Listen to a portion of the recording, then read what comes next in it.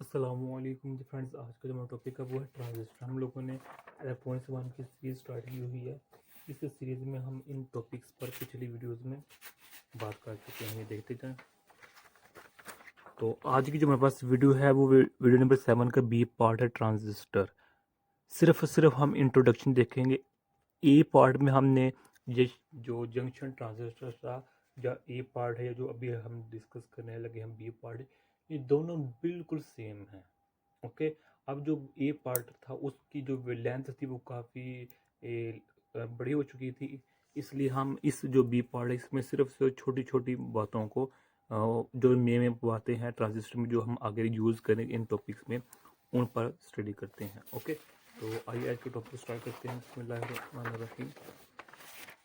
सल्लल्लाहु अला मुहम्मद सल्लल्लाहु अलैहि वसल्लम। सबसे पहले देखिए, जो हमारे पास ट्रांजिस्टर है ये एक तरह का क्रिस्टल है। तो इस क्रिस्टल में 3 एलिमेंट्स होते हैं, 3 इसके पार्ट्स हैं। ओके, यानी कि मैं दूसरे अल्फाज में ये कहूँ, जो ट्रांजिस्टर है इसकी 2 टाइप्स हैं, एक NPN है, एक PNP है। यानी कि एक ट्रांजिस्टर में 3 पार्ट्स होते हैं। ओके, 1 2 3 1 2 3। अब जो मेरे पास ये होता है ना N, इसका मतलब क्या होता है? N region, N side. अब जो मेरे पास ये N साइड ही कैसे बनती है, इसके लिए आप लोगों को इल्म होना चाहिए कैसे N साइड क्या होती है, P साइड क्या होती है। अगर फिर भी नहीं पता तो जो वीडियो नंबर 2 है इसका ए पार्ट में हमने डायोड जंक्शन डायोड पर या फिर PN जंक्शन पर ब्रीफली से बात की हुई है, आप वहाँ देख सकते हैं। तो ये वीडियो हमारी छोटी ही रहेगी, तो मैं खैर उसको छोड़ता हूँ, तो डायरेक्ट आता हूँ कि ये मेरे पास NPN है। तो इसकी जो सिंबल होगा वो मेरे पास इस तरह का होगा। ये मेरे पास इसका सिंबल होगा। ओके, इस तरह का होगा। इधर मेरे पास क्या है? मीटर है, ये कलेक्टर है हमारे पास। ओके, और ये मेरे पास क्या है? बेस है। ये बेस सिर्फ इतनी है यहाँ तक, मेरे पास बेस है। तो ये मेरे पास NPN का क्या हो चुका है? सिंबल बन चुका है। डन हो गया। अगर हम PNP का सिंबल बनाएं तो हमारे पास क्या किस तरह होगा? ये बेस है, ये हमारे पास है, तो ये बेस होगी हमारे पास, ये कलेक्टर हो गया, ये मेरे पास एमीटर हो गया। ओके, तो ये मेरे पास क्या होगा? PNP। अब यह एक बात याद रखिएगा कि जो मेरे पास ये डायरेक्शन है ना, ये डायरेक्शन हमेशा उस जानिब होगी जहाँ मेरे पास N साइड होगी। ये देखिए क्या है, ये एमीटर है। अब ये एमीटर पहला पोर्शन इधर क्या है? N side. इसका मतलब क्या हुआ कि एरो बिल्कुल सही जगह पर गया है कि N साइड को ही शो कर रहा है।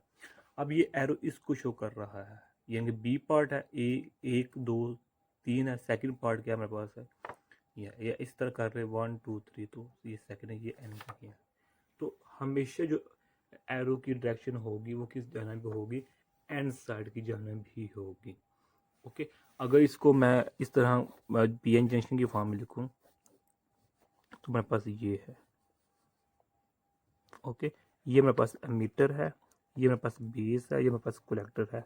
इसमें जब डोपिंग होती है ना पेंटावलेंट की या ट्राइवेलेंट की, वो क्या क्या होती है? हमारे पास ज़्यादा होती है, और कलेक्टर का जो साइज़ होता है वो ज़्यादा होता है, लेकिन इसमें जो डोपिंग होती है, कंसनट्रेशन होती है, वो कम होती है एमीटर की निस्बत, और इसका एरिया भी कम होता है, इसमें थिन भी यानी कि कन्फ्यूजन भी कम होती है बेस में। अब यहाँ हमारे पास 2 PN जंक्शन बन चुके हैं, एक ये है और एक ये है हमारे पास।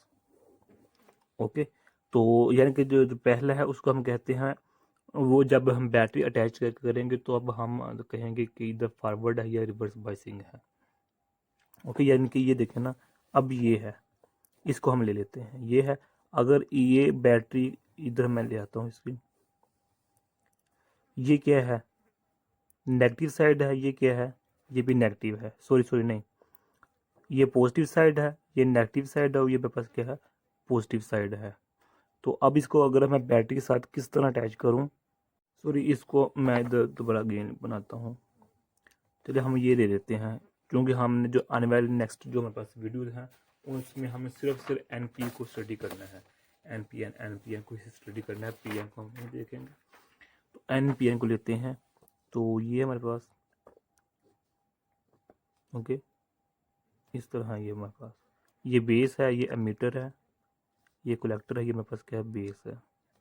अब इसको हम किस तरह अटैच करें, ये देखिए जो कलेक्टर है ये मेरे पास एमीटर है, इसको मैं अटैच कर दूँ बैटरी के पॉजिटिव टर्मिनल के साथ, ओके, और इसको मैं अटैच कर दूँ बैटरी के नेगेटिव टर्मिनल के साथ। तो जो मेरे पास ये बेस है, अगर मैं बेस को इस दरमियान में ले आऊँ, यानी कि क्या हो गया है कि एमीटर को मैंने बैटरी के पॉजिटिव टर्मिनल के साथ अटैच कर दिया है, बेस को नेगेटिव के साथ, तो कलेक्टर को नेगेटिव टर्मिनल के साथ बैटरी के साथ अटैच कर दिया है, और बेस को पॉजिटिव टर्मिनल के साथ अटैच कर दिया है। अब इस केस में क्या होगा कि फॉरवर्ड बाइसिंग होगी और रिवर्स बाइसिंग भी होगी।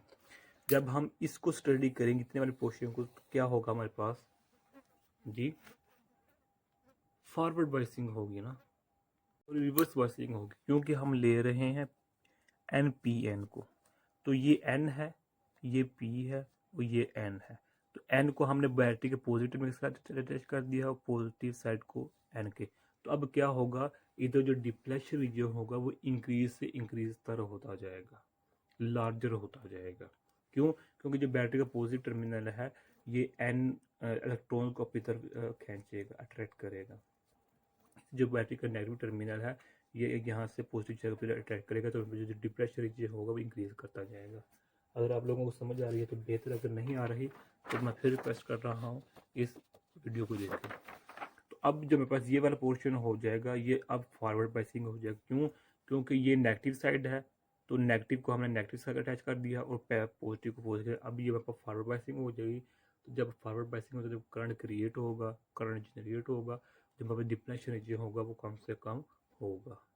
तो यही आज का हमारा इतना सा टॉपिक था, क्योंकि हमारे पास इस बाकी जो चीज़ें रह चुकी थी, रह गई हैं, वो उसको हम पहली वीडियो में डिस्कस कर चुके हैं।